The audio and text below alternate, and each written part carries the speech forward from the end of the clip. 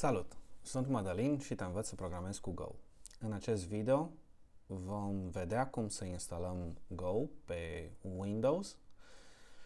Site-ul oficial unde găsim Go este go.dev, iar aici, în prima pagină, avem opțiunea de a merge la toate downloadurile sau a downloada direct ultima versiune de Windows.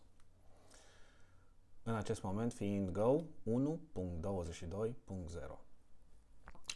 O voi salva în Downloads și în momentul în care s-a descărcat, voi porni installerul.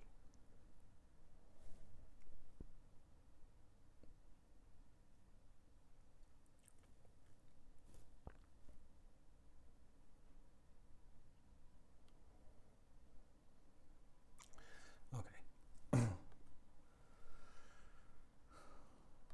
Installerul ne va ghida. Vom accepta termenii și condițiile. Ne oferă opțiunea de a schimba locul unde să-l instalăm. Eu personal am o preferință să îmi pun toate uneltele de programare în discul C, directorul Tools, apoi limbajul, eventual cu versiune dacă este nevoie.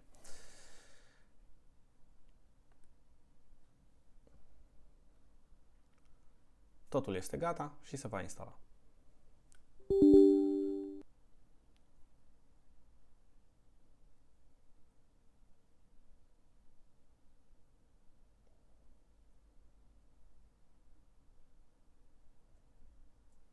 În momentul în care instalarea este finalizată, vom verifica dacă Go îl putem apela din orice director. Dacă nu, singurul lucru care este de făcut este să te deloghezi și să te reloghezi la loc, eventual să dai un restart la sistem și atât.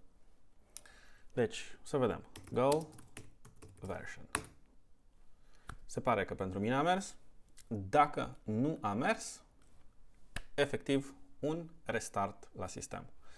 Și acum putem să continuăm să învățăm Go. Salutare!